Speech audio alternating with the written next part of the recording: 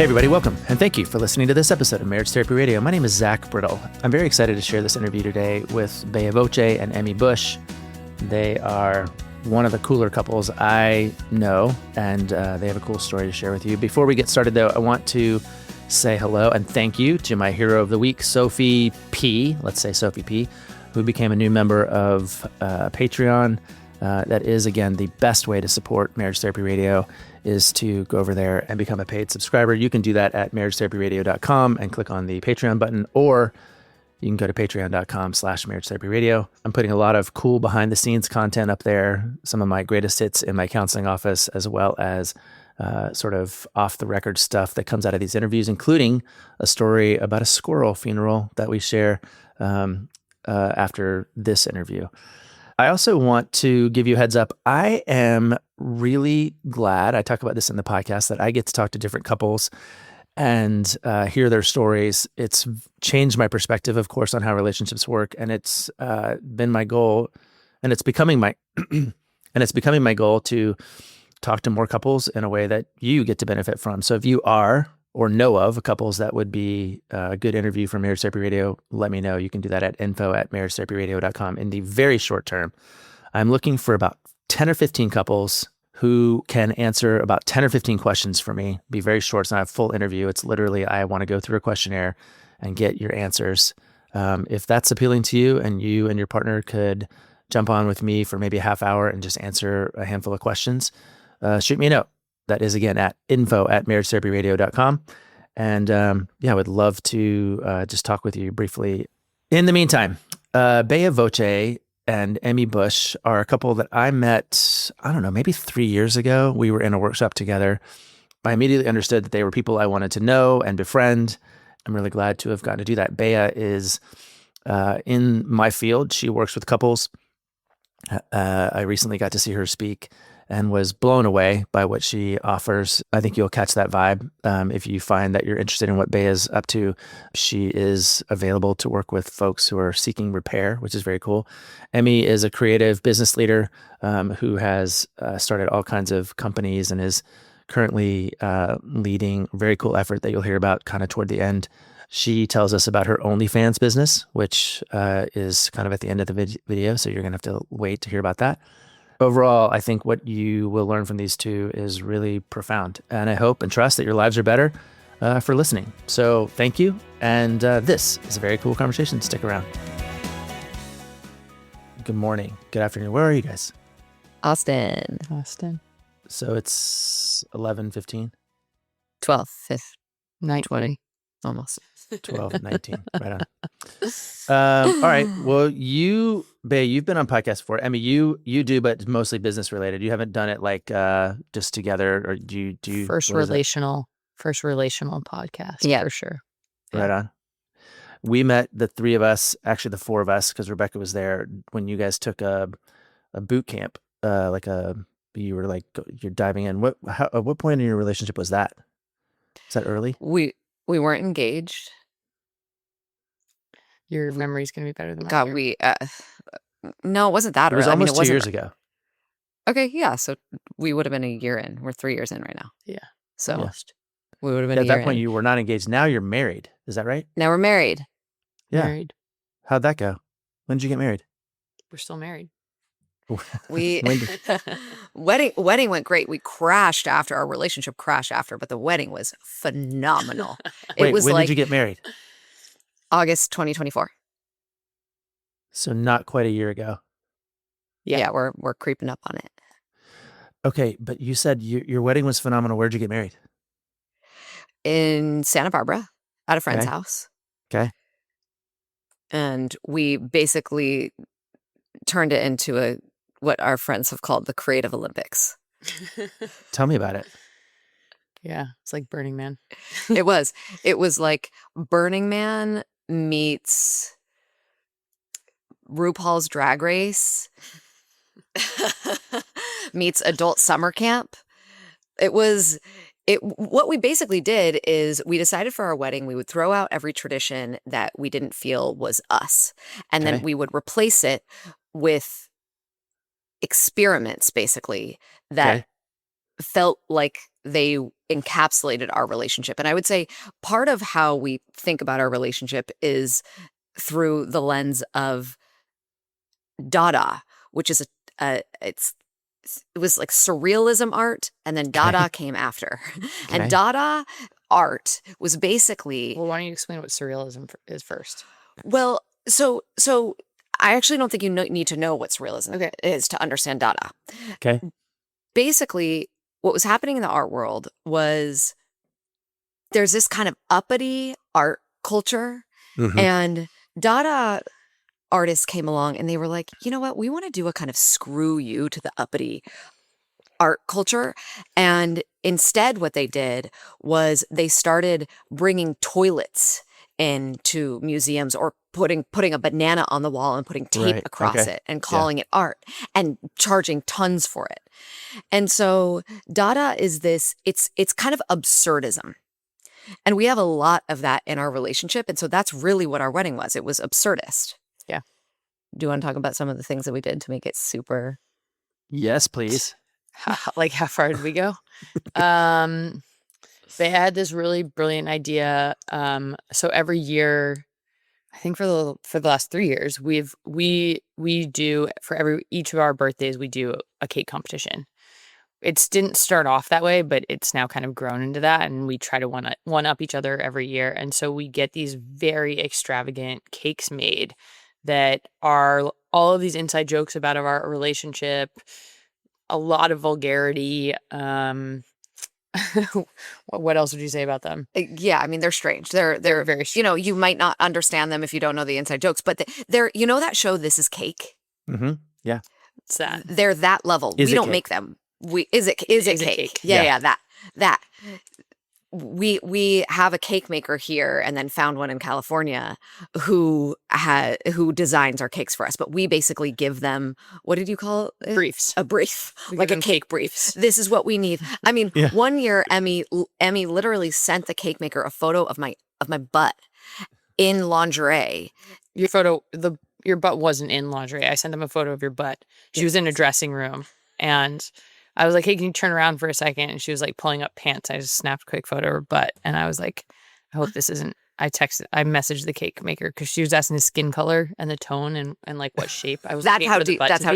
That's how detailed. So I sent her a photo. I said, I really hope this isn't inappropriate. So sorry. That cake that year was my butt with my favorite lingerie on it. This is a cake at that point, we had a joke about Care Bears, and I was Bedtime Bear, and it had Bedtime Bear sliding off of a rainbow because we're gay. Yeah. And Bedtime Bear was sliding out of the butt. Where was the rainbow coming out of? The butthole. I was going to ask anyway. What was the inside of the cake? And it was chocolate. Why? You say. Anyway, so bring it back to the wedding then. So then well, what wait, did for the are you going to tell me why it was chocolate on the inside? I mean, is it obvious, or is it like yes, when you scoop out from the butthole? Got it. I don't go there, but here we are. All right, so this has to do with the wedding because absurdism. Yeah. So for the wedding, what we did was we basically built. So Baya wanted to build these cake teams, and we did that so that people could feel like a sense of belonging and kind of know people before, because we had people from kind of all walks of life coming to our wedding, from our childhood to people we had recently met that we wanted to build deeper bonds with. Yeah. And so we built these cake teams on WhatsApp and had people there. We said no boundaries. You could build whatever cake you want. We gave them a budget, and we said, submit your cake by this date, your cake design by this date, to our cake maker in California. And then the cake maker would drive all the cakes up. And then we kind of I'm not sure we recognized we were going to do this at the time, but we got everyone to present their cake. So there was like a presentation, which really took the entire cake competition to the next level. But so we had these groups of people just design cakes about us. And they were absurd to say it was raucous. It was like, we're saying, we did a little cake competition. No, it was total full blown chaos. It was nuts. So we just made it us, every part of the wedding. We did a drag show You're after not gonna that. go into what the cakes were. I mean, you're just gonna like gloss over that. You don't want. Okay, you can talk about. You would give. Well, I'd love you one. to talk about the cakes. Okay, one was one. Well, no, we just gave the butt cake. We're not gonna. Okay, one was actually a okay. Hold on, I'm gonna pause here. Why are we here today? What do you want to learn? And then we'll tell you more. Well, here's what I've found out. I have this enormous privilege of talking to couples all the time. I talk to couples. I mean, just my practice is full, and I have all of these. And one of the things I've realized is that my perspective on how relationships work has really shifted to kind of like they work when they work, and they don't work when they don't work, and people make them work in ways that they make them work. And so, with Marriage Therapy Radio, I'm like, I want my listeners to have the same privilege I have, which is to listen to couples talk about like how they make their relationship work. And the first thing I was going to ask you guys, except for the part about have you seen the movie Sinners, because I wanted to talk about it with someone, was what's your thing? Like, what are you guys about? What's your jam? And you're telling me it's a little bit absurdist. It's a little bit, like where you kind of make it up as we go. You have already said something though that I am chomping at the bit to hear about. Champing at the bit. I can't ever remember what you're supposed to say there. Honestly, Champing, chomping, it's something. Noshing. It has to do with horses. But this is amazing. Like, I love that this is your thing. So telling me about your kind of, I got it. You guys are willing and wanting to get outside the bounds of sort of traditional things that don't serve you. And you're super creative thinkers, and that's amazing to me. I knew that, of course, but I think this is fantastic. If you want to tell me about your cakes, tell me about your cakes. Otherwise, I got questions. Great, let's go. Maybe the cakes will fit in another moment. Well, okay, so you're gay, which you just told me, What? and also we know because Who's gay? You're two ladies. The We two are. of you are. When I asked you, Baya, if you would come on the podcast, and I was telling you kind of this thing about, and you're like, maybe you want to talk about being gay, which I don't need to. We can, but I am interested in, like, what does that mean for you guys? Like, who cares? But like, how do you appreciate or understand that as part of the dynamic that you bring to one another? Is it worth diving into for now? It's not the thing I really, really want to talk about, but I do want to hear about it since we've already referenced it once. So this is what you were champing at. No, that's chomping later. at the before. I got another one. Yeah. Okay, great. This is just like, because like let's just name the elephant in the room and see if it matters. Okay, do you want to start or do you want me? I think you probably started. I mean, are you gay? I would not consider myself gay. I know. I would consider myself. Yes. There's There's a reason I know this. Yeah. Well, I've until Emmy have only dated men, Mm-hmm. and would have considered myself straight until Emmy. In fact, I basically copied Glennon Doyle when she called herself an abisexual. Yeah. And I was like, I'm just an emisexual. That's just what I am. It's like men and Emmy. Yeah. That's That's what it. you told me in Orlando. I was wondering if that would come up because But when we Is were it even walking still around, men anymore? we were walking around that conference and we were talking about exactly this. And you said, I think I'm an emisexual. So for those of us who don't listen to Glennon Doyle and don't know who Abby Wambach is, like, what do you mean when you say that? Well, I mean exactly what it was, men and Emmy. Mm-hmm. That's I was attracted to men, and then somehow Emmy just sort of snuck through the cracks. Mm-hmm. Like that's how I experienced it at the time. Mm-hmm. And I didn't come out. There was no coming out. Mm-hmm. It was like, oh, I'm attracted to this woman. We were exploring, and we fell in love pretty quickly. Mm-hmm. And Do you I have would say, do you know, like, do you have a suspicion or a theory about why Emmy and not Sally or Mary or Beth? well, there's a term, pansexuality, which is, I guess, if I was going to label myself anything, I think both of us agree on this one a bit. It's energy. It's like I'm attracted to energy. So why Emmy? I don't know. She has swagger. She's hot. Like, but Sally's also her best friend, so like, you kind of weird. So yeah, not Sally, it's not about you. Is that really your best friend's name is Sally? Legit. Yeah, one Sally. of my That's awesome. favorite best friends. Yeah. Yeah. So It's not you, it's me. yeah, Not you, Sally. So I would say it was as surprising to me as anyone that I was I mean, I'm fairly open-minded in general, but I'd never been with a woman. So it was like, okay, I'm open-minded to explore, but would this turn into anything? I mean, that was a big question mark, although we fell pretty hard pretty fast. And once it was on, it was like there was just no question. And I actually, we didn't have so much around my sexuality come up. No, I asked you about it a couple of times, and you were like, I don't know what you're talking about. So. Yeah. Yeah. So it wasn't, it just didn't actually, it wasn't a big part of it's actually more a part of my exploration now than it has been in the past few years, because as I have opened myself up to Emmy, my scope has started to widen. My scope of what is attraction, what am I attracted to, has started. And so my lens has slowly but surely started to shift, and it helped because lesbian TikTok also sent us down rabbit holes where Emmy was like, by the way, I'm not the only one. And I was like, you're definitely the only one. And then we found lesbian TikTok, which is just TikTok where the algorithm feeds you lesbians. And then I was like, wait a second. But we didn't find lesbian TikTok. You're right. I found lesbian TikTok. Yeah. And I went down a rabbit hole. I mean, I was like, whoa, wait, you're right. There are more of you, but you're also the only one, and I love you forever and ever and ever. Wait. More of you, which means what? Women with swagger. Like, gotcha. we run in a primarily straight community. Yeah. And so the women in our community are mostly feminine, straight, maybe some bisexual women, but they're all pretty feminine presenting. And so, you know, Emmy is the one of the more masculine presenting women in our community. So it's like Emmy and a bunch of femme chicks. Yeah. I wouldn't be, I mean, for me, I wouldn't be attracted to anyone who is, I'm just not. Yeah. But then on TikTok, all of a sudden there are these more masculine golden retriever masks are my thing, apparently.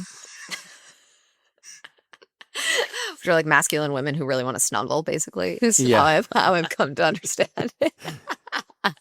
And I mean, that's not your story, though. You have a totally different sort of on-ramp to... Kind of. I mean, kind of similar, though. I fell in love with a woman, like, in my early 30s, and just... believing through then that you were straight, or understanding that you were straight, and then you're like, oh, maybe I'm not, and then this is a thing. Yeah. It was pretty similar, The thing about this that's fascinating to me, and I might have mentioned this to you once already, babe, but like I had this couple in my practice, lesbian couple, and one of them was very clearly a masculine presenting, you know, kind of had a masculine job, you know, quote, air quotes or whatever, and knew from the minute they were like 5-6 years old, this is who I am, and I like women, and da-da-da. And then the other gal, her wife, was a woman who dated men and women, kind of picked, and then kind of realized, in dating women, I like more masculine women. Like she sort of found her way through a decision process, whereas the other one kind of had this ingrained sense of who she was from the minute she was aware. And it just made me like realize I had this profound aha moment that like a lesbian isn't a thing. Like there's kinds and types, and there's ways that they go, and they kind of find each other based on all kinds of things. So any discourse that minimizes it down to something blackish and whitish, or like sort of yes or no, or it's a choice or it's not a choice, I think is confused and narrow-minded. And so I'm always fascinated to hear like, how did you get there? How did you come to this thing? But the bottom line is the two of you found one another, and you said, this is my person. And that became apparent pretty quick. Pretty quick. Yeah. Very quick. It was an easy on-ramp for being so new in terms of, for me, my own sexuality. What do you make of this joke though? Like, you've heard it before, I'm sure. What do lesbians bring to a second date? U-Haul. Yeah. Why is that a joke? Because women move quickly. But I mean, I'm obviously, this is the total generalization here, but you guys having fallen so fast, is it qualified? Is it inside that joke? Emmy was ready to move in quicker than I was. You basically were living in a house week 6, so I don't know what you're so talking sure about. you hauled. You had another place, but it like but we had to make a rule, like you wanted to move in faster than I am. We had to make a rule where we wouldn't sleep together one night a week, because otherwise she would sleep at my house every single night. So like, sure, we didn't move in for 3 months, but we were living together. So that's cute. Anyway, so we U-Hauled. Joke applies. I just wonder about it. Like, stereotypes also exist for a reason, but I don't know necessarily what they are. And is it okay? Like, I mean, it sounds like it's worked out for the two of you. And I don't mean, is it okay? But is there something that women know that men don't know, or something about women who find each other and go, okay, we have clarity here that is separate from that same joke existing for heteros or for gay men or for whatever, like that's a little bit of what I was curious about. I think that women bond to women more easily than women bond to men, like right off the bat. I don't think that it's, what do I know about that? Nothing. Yeah. Do you mean it, like, you think even in friendships and in like standard, like for the most part, yeah. Yeah. Yeah. Like women want to like sit around and talk about emotions stereotypically more than men do. And so you end up going like deeper into these kind of like rabbit holes more than men end up doing, and obviously generalization. But so I think that that's why that joke, exists, is because if you look at even just the bonds that women typically have, like they're just different than the bonds that men have. Not saying one's better than the other, but just they're typically different. Yeah, it's that other joke too about the married couples, the hetero married couples who go and play tennis, and then the wives play and the husbands play, and then when the couple gets back in the car to go home, and the wife is like, "Can you believe that Sarah's getting married and she has a duh, and that it's too bad about the da da da." And then the husband goes, "They're getting married." Yeah. Like the guys didn't talk about anything, but the women had an entire like debrief about their lives while playing tennis. Yeah. Yeah, and I would say most of my strongest relationships are with men. And most of those relationships are also built around doing things. Like going to shows, going and playing pickleball, going and like playing a sport, going and doing a thing. Like that's how most of my relationships exist. And I would say most of your relationships, yeah. Yeah. But they're also my like men, my best friends are men. And I would say most of your relationships don't necessarily involve going and doing a thing. It's like, I'm just going to go over there and talk. Yeah. Bayas. Yeah. And not that I don't do that. It's just not my core. Yeah. Like one of my best friends, Andrew, I don't like go to Andrew's house to talk. I'm like, hey, do you want to play pickleball? Yeah. And then we talk, but I'm going to his house to play pickleball. Yeah. So I also think, when we're talking about gender, that there are different pressures and different expectations. And with women, there, I think culturally, the message we have gotten is I'm talking broad strokes right now, obviously, but we are wives, we are mothers, we cohabitate, we are nurturing, this is what's been shoved down our throats. And so the idea of moving in together quickly or moving fast emotionally is a message that we have gotten, out of the womb. And men have gotten something completely different. Men have gotten like, stay single as long as like your best years are ahead of you. It's a totally different message. So I think in another way, it's also easier to move quicker, based on the cultural narrative.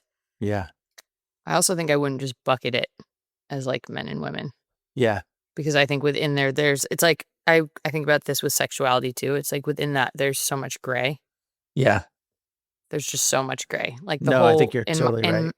In my world, like in my experience of the world is gray. It's not black and white. So I think it's so hard when we start bucketing it as black and white. Well, that's what I think too. Like, again, most of the couples that I see in my practice and that exist in the world, they don't do what I get to do. They have very few ideas of what a relationship is, right? They have their parents, they have maybe God, maybe they have their neighbors, maybe they have John Gottman or Terry Real, or maybe they have, they have this very narrow like end sample of like 3 or 4. And so it's very easy to kind of put kind of think there's only 3 or 4 options about how it should work or how it should go. And I think the reality of living on this planet is that there are literally thousands and millions of options about how people express and articulate themselves. And we've gotten into this, I don't want to go down this road necessarily, but we've gotten into this very binary way of understanding the world, particularly in the States. And that is just, I think it's killing actual dialogue. So Anyway, it's fascinating to hear you guys describe it both in general and then each of your own different perspectives. But here's the thing I really want to talk about.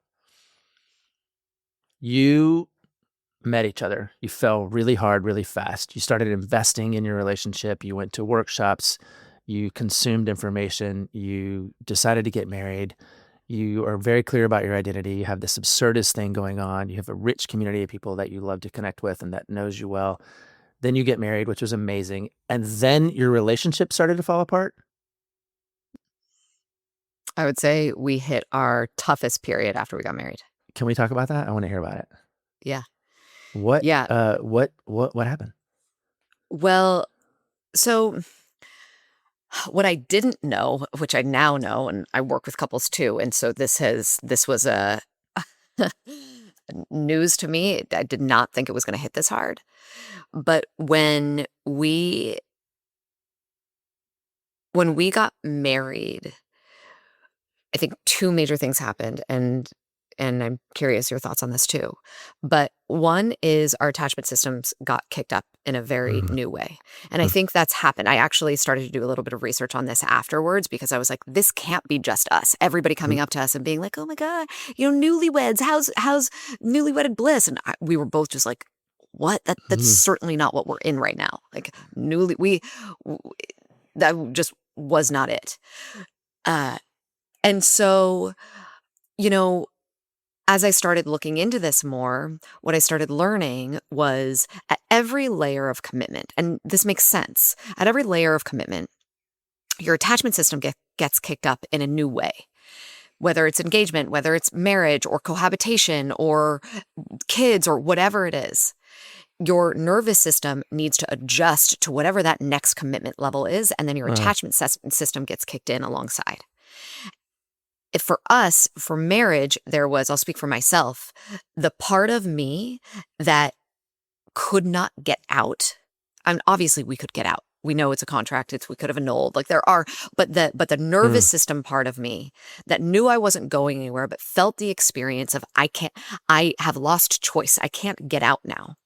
All of the things that we didn't quote unquote heal before our wedding, the things that we were still working on, all of a sudden those were like, oh, I'm now opting into that forever. That's my nervous system story. This is forever. And I actually look at that as a benefit now because I'm thinking, oh, now there's no escape. The question stops being, are we going to get through this? And the question starts to become, okay, how are we going to get through this? There's no avoiding it any longer. This is now right up in our faces.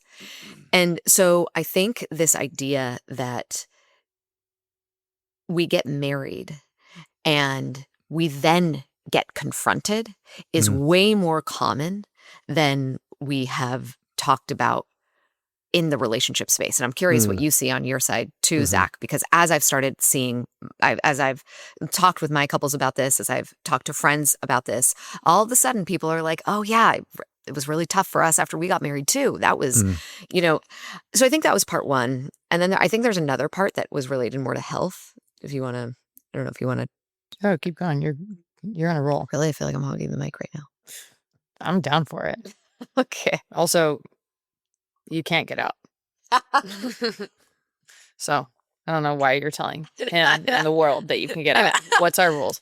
We have a joke. We say, not until death, until murder. I love it.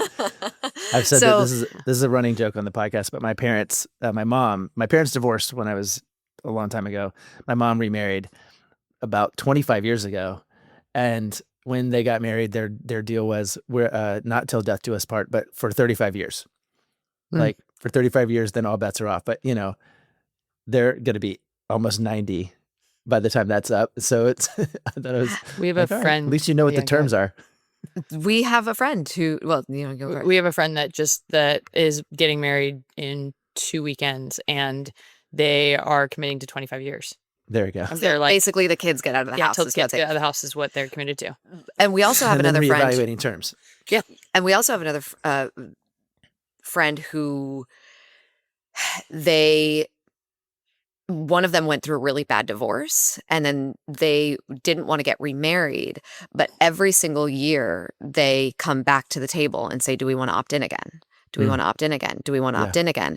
And it's been something like 30 something years. Well, and then we have another group of friends that call them forever couples, right? What are they called? Forever. Yeah, they call themselves forever couples. Forever couples. Yeah, and they are just in no matter what, and there's a kind of crew of them, and they just know come hell or high water, there is no out. And what that allows for them to do is enter into various levels of devotion and really diving into what devotion actually is. And so, yeah. But I'll say, just to go back to that, I think the second reason, and this I think is even less explored in dynamics, and I don't think it's because of marriage necessarily, but it was the circumstances, which we had to leave our house because of mold. And so we have grounding. We were in between friends' houses before we were looking to find a stable place to live. And Emmy had gotten all these tests back and had mold poisoning. And through the year leading up, she had also gotten surgery. She had been dealing with some pretty chronic health stuff that had come up. And then the mold hit a crux, and she was out pretty much. I mean, it was hard for her to work, extreme brain fog, her body was aching. I mean, I'm speaking for you right now. But you're doing a great job. Going. Yeah. And he's like, I know my role. I've never heard her tell the story. Yeah. And meanwhile, we weren't grounded, so I was also struggling in my own way, and also had mold, but I hadn't gotten tested for it because I didn't have as extreme symptoms. Hers really showed. And so we were at each other's throats for really small things. And then those small things would just end up being bigger things. And those bigger things would end up being, oh, this is the pattern, that kind of the place you never want to go, which is like, you always, you never, and that kind. And we would go there we didn't have, we weren't resourced, but we weren't looking at it through the level of health. And so we would become dysregulated pretty easily. And the thing that I think we're used to saying, especially in the relationship space, is like, look at your trauma, look at your triggers, look at the patterns, look at the communication style, do the 4-step apology, make sure you're doing whatever. I mean, pick your poison with whoever you want to follow relationally. And there's a 4-step this and a 5-step whatever. Yeah. And what I think has not been that explored, and I think is really important, is what happens when your cortisol levels are raised and you haven't been able to sleep well for weeks, and at this point months. And then you're coming to the table and you're trying to regulate yourself. And so small things would it would be small triggers that would kick up pretty big reactions. Yeah. And big fallouts that Nothing burgers. Nothing burgers. Yeah. Nothing burgers would turn into big burger. Something burgers. Big burgers. But we weren't looking at it through the lens of our physiology. And I think this is something the relationship space misses a lot, actually. I think that we haven't looked at what's happening biologically, physiologically to our health and what's going on. Did we just eat a meal that was full of crap? And now our partner brings us something and we can't hold it because our nervous system gets dysregulated like that. And so when Emmy started getting healthy, when we moved into our home, and when I started learning more about the attachment system and realizing what had been kicked up, all of a sudden the things that threw us into tantrums basically and had us being like, what are we doing? How did we make this the biggest mistake of our lives? All of a sudden, little by little, the small things we were able to move through more quickly. Of course we have skills. I mean, that's that I don't want to say we don't. Of course we have skills, but it wasn't just the skills. And I think we rely a lot on having the skills, and we need the skills. I don't mean to downplay that, but I think a big piece we're missing is what's happening health-wise. Have we slept? Do you have a kid that's just been crying for 3 nights in a row and you don't, did you just get in a fight with your boss? Did you have a really bad day at work? Did you actually have nothing to do with what's happening in the relationship, but have everything to do with how you show up? You want to say something? No, I mean, I just think the health piece is so important. You touching on the health piece just feels really important. The what's actually happening inside your body and how that's determining how you're responding on externally. I just don't think anyone's really looking at it. Yeah, I have a new theory. I've been joking. I think I've decided what love is. I think I figured out what love is. Yeah, I know, right? Everybody laughs. Tell us. I think Give it's us the juice. generosity. I think love is generosity. I think, and I could build this case, but part of what's occurred to me is that when you can be in the midst of conflict and you can identify for the relationship and for your partner that this has nothing to do with you. This is about that I haven't slept, or this is about that my bully always wore a red jacket when he walked in the, whatever. It's actually an act of generosity to say, hey, I need to give you this information. I need to give this to you so that we can ease, so we can get to love quicker, right? It's sort of like saying, it's an act of generosity for me to be aware enough of what's going on for me that has nothing to do with you, that I can now give that back to you and say, can we focus on the things that really matter here and not these sort of nothing burgers. I have a lot more to say about that, but just hearing you describe, can I pause on that, because I actually think it's really important. There are two pieces here that I want to touch on, because I think this is I just think it's really important. One is one of our dear friends and a relationship mentor of mine, Annie Lala, has a phrase that she says, which is, it's when you act like you're in a competition, but you're in a competition for who can get back to love faster. That's what you're competing for. I think that's what you're speaking to a bit, is that actually takes real generous listening. But the piece that I think is also really important is to notice if generosity is, again, I think you're right. If generosity is one of the biggest keys to being able to move through conflict and to come back to love, if you cannot get back to generosity, that it's actually your anchor. It's a cue to do nothing. It's a cue that whatever is coming next is to, Terry is a teacher of both of ours, is when you're going to start going into, I'm fighting for being right, not for the generous listening of, even if selfish. Yeah. But selfishness. Yeah. But if you don't, if you are in a I think it's a cue. I don't think it's something to try and override. I think it's oh, okay. And then you have the factors that we're speaking to, whether we're speaking to, whatever you need to do to get back to grace and generosity. So what'd you do? What did you do to get back to grace and generosity? How did you so you have months, you get married in August, you have months of disruption, whether it's attachment stuff or your health, and and how did you find your way back or to? Maybe not even back, right? Because back implies you're back to this thing that existed before, but we need to level up. We need to go to something. And how did you find your way to the next thing, whatever that is? And how would you define it? Well, you might say it's something different than I might say. I would say, one, we just stayed in it. I think we just stayed in it. Neither of us left. And so I think we just kept coming back to the table. I think that was really important. I think there were definitely moments where both of us could have been this is a lot. We say we packed our bags, but never left. Yeah, pack your bags are at the door, but you never actually walk out the door. Yeah. And I think the other thing is the couple that I just had on the last episode before yours, she said, it's okay if you're going to leave me, that's fine. You should need to know I'm coming too. That's great. That's very cute. Yeah.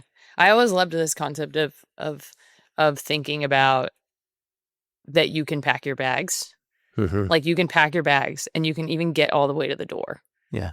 You just can't go out the door. Yeah. Yeah. So I don't know. There was a piece of that always just felt really real to me. The amount of times you're so angry Can and I you're tell just one more like, story about that? yeah, go ahead. I can't remember if I've shared this with like, I'm just thinking about like the kind of the running stories that I have in my head, but one of them is about my daughter who is graduating from high school next week. But when she was maybe 8 or so, she was like, "Dad, I'm leaving. I'm running away." And I was like, "Okay." She's like, "I'm gonna go live with my California family." That was her backup family that lived in California. "I'm going to go with my California family." Okay. She said, "I just need a ride to the car that's parked by the bay." All this stuff. So we spent the whole afternoon like packing, getting her ready, and loading up her stuff. And we're gonna need this. And do you want some food? And yeah, I probably need some. And then it's 6 o'clock now. It's dinner time, and I was like, "You want to leave now, or should we go in the morning? Like, do you want to have dinner and maybe get some sleep, or do you want to leave?" And she was like, "We should have dinner." So we had dinner, and then she, it's like, I think I'm going to sleep and I'll go in the morning, and of course in the morning, all our bags right there. We have photographs still packed by the door. She's like, "Nah, I So changed my good. mind. I'm not, I'm not leaving. I'm That's good. I'm ready to great. do this." But Did you anyway, ever run away as a kid? No, I was too much of a goody two shoes. did you? Definitely ran away You did? for sure. Would pack a backpack, peace out, go out the door, hang a left, and I would be chilling on the corner. We had like a long block. Grew up on a street in DC, like very long block. And I would be like sitting on the corner of the edge of the block and be like, I showed them. Yeah. I ran away. Look at me. Do you think that story that you have, that sort of apocryphal story for you, does it inform even now your philosophy of like you should be able to pack your bag and leave it there? I mean, are they connected, that story from your childhood to the thing that you're just describing? I mean, probably. Are they connected? Given freedom is one of the Yeah. values. Yeah, I would say probably. I mean, my biggest thing, I think about this with most of the things that we do is how important freedom is to me. Mm-hmm. And a lot of I mean, I think I would just give you natural freedoms anyway, but I think a lot of the way I think about it is, oh, would I want that? And if I would want that, then I automatically give it. And most of the time I would say like 99.999% of the time I would want it. So Yeah, I give it because that's very freedom. generous of you.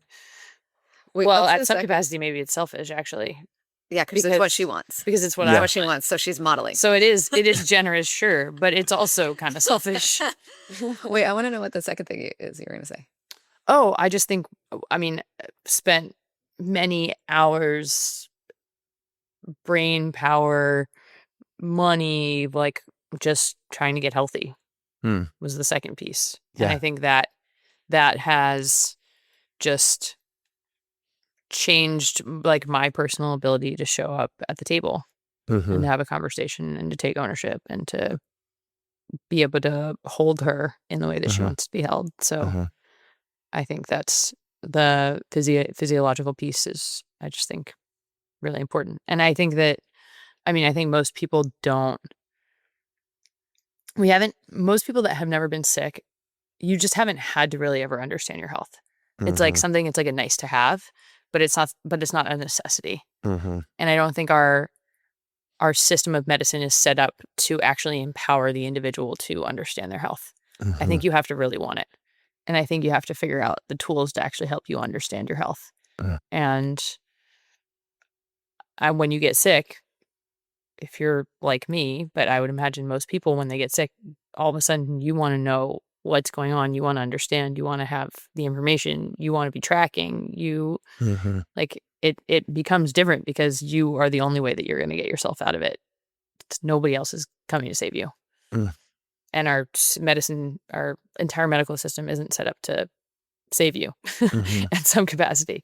Yeah. It's barely set up to even have transparency around your own medical health. So you have to go in, hunt for it and figure out what's going on and kind of be your own project manager with it. You're talking about investing in personal health. Did you do that each individually, or did you have some version of doing that together? I mean, what was that journey like for you?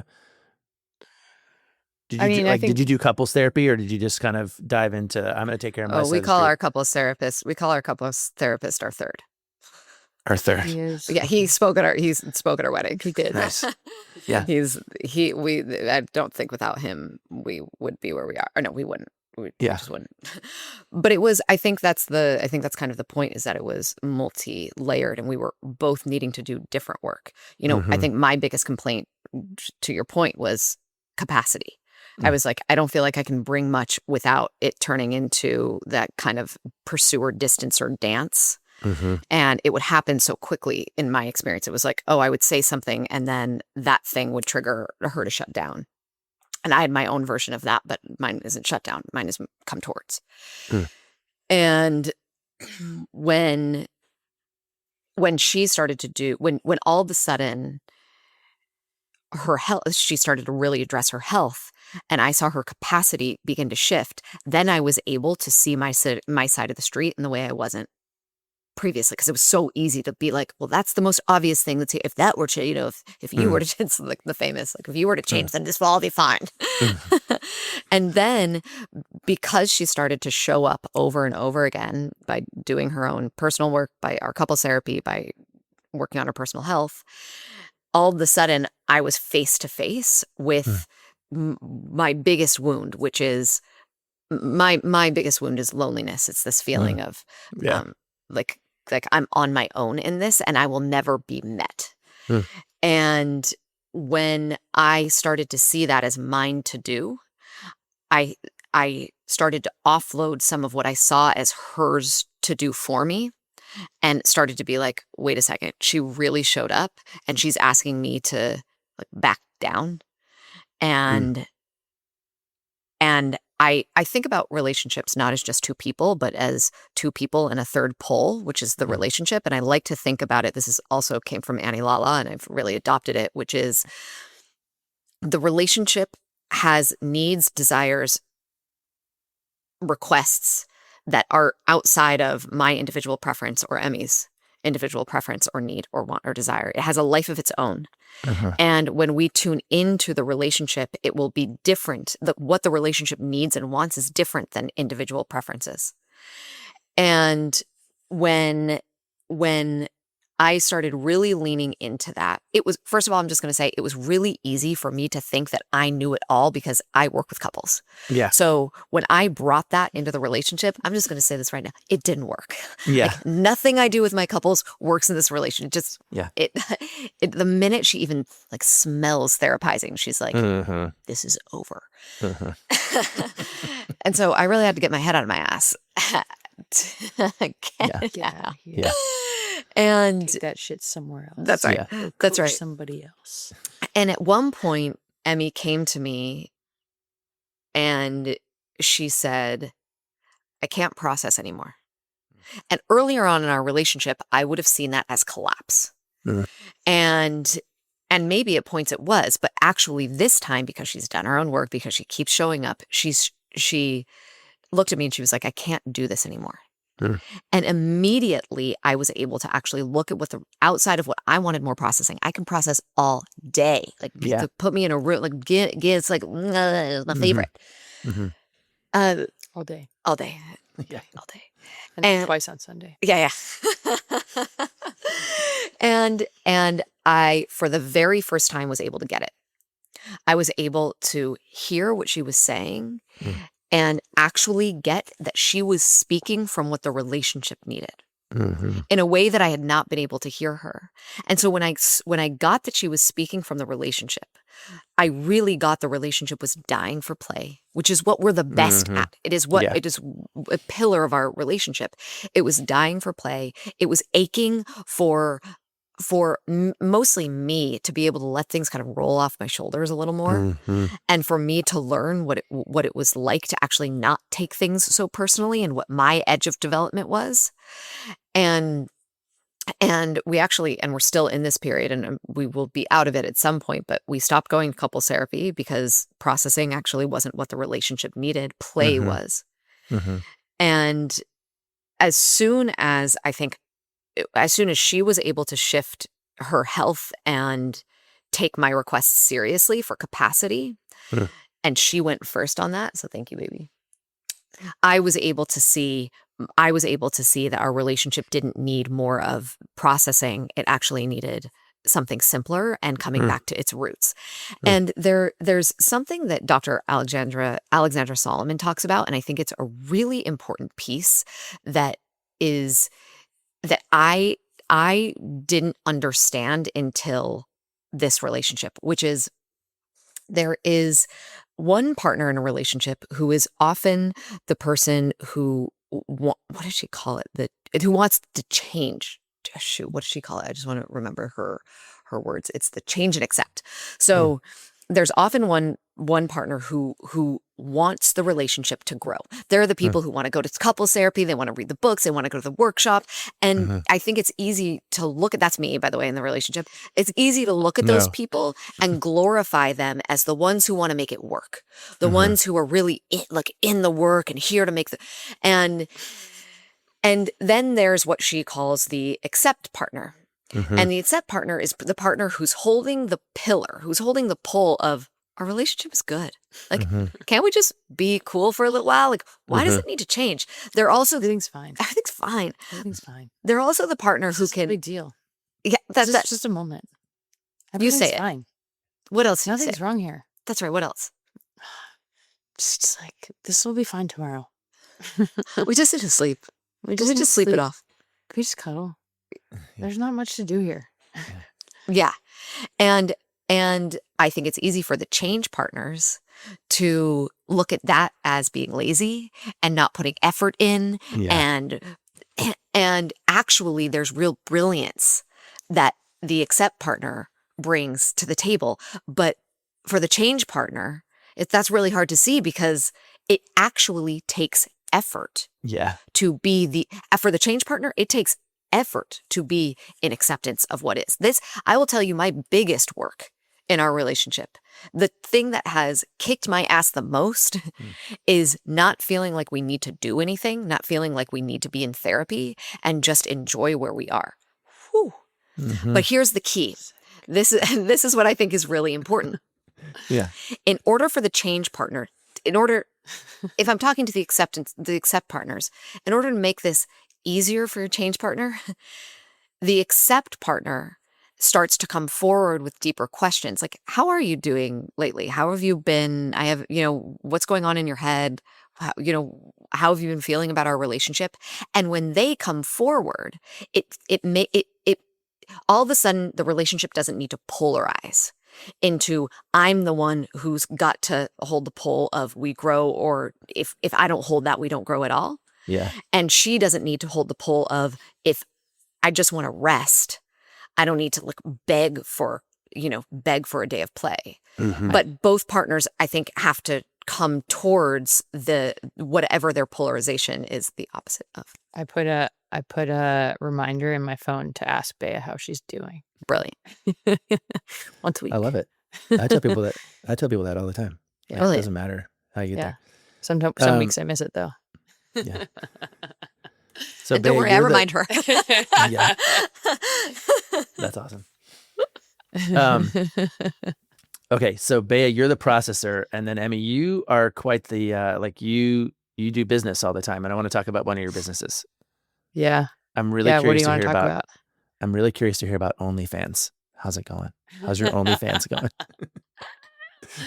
Yeah. Genius. Yeah, genius.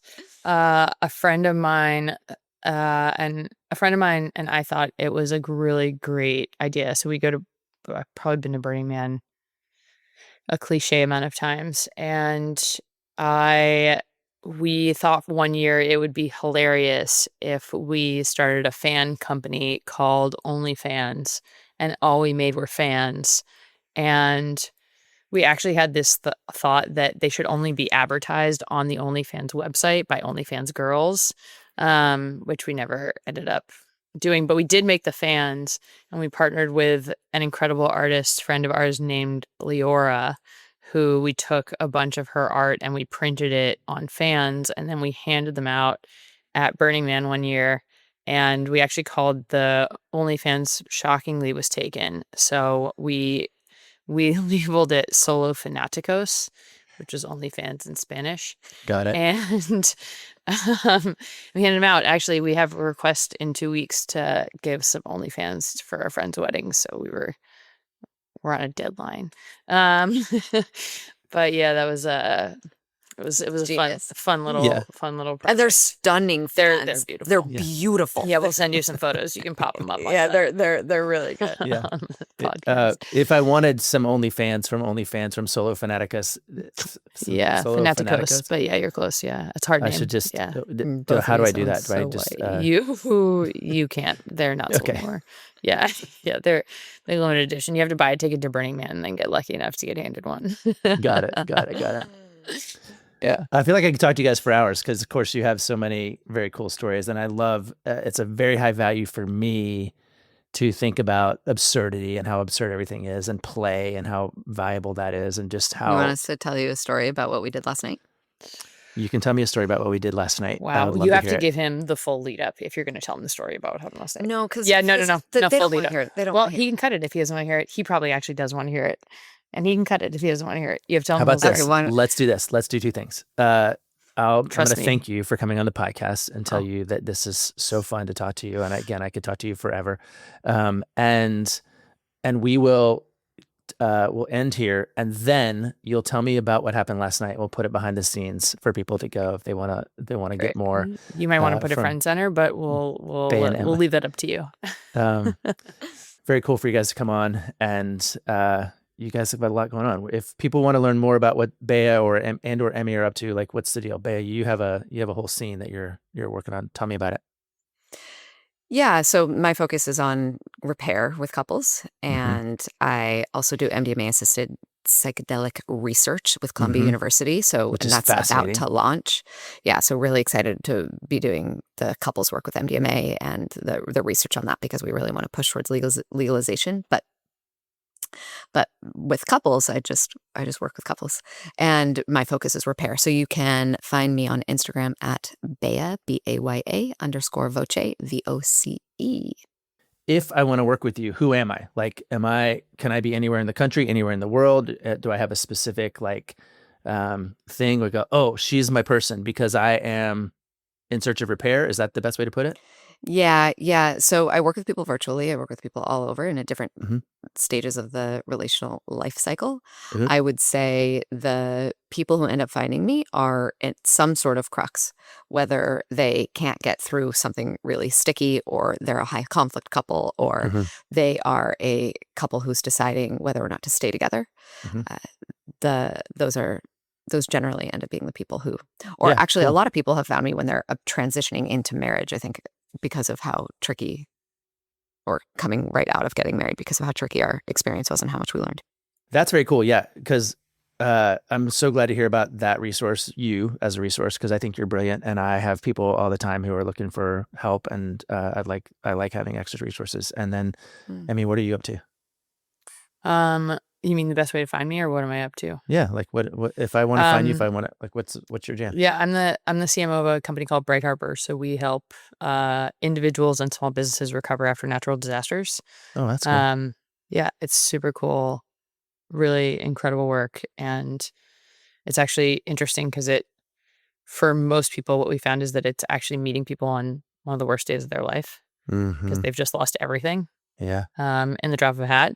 So talk about, potential trauma or like high stress situations. It's up there. But the best place to find me is on Baya's Instagram doing Mhm. cameos. Cool. It's Yeah. a pretty good place. I love it. All right. Well, we'll point people in your direction, and we will. I hope to see you guys soon. I hope that you have another really cool party, and that I get invited.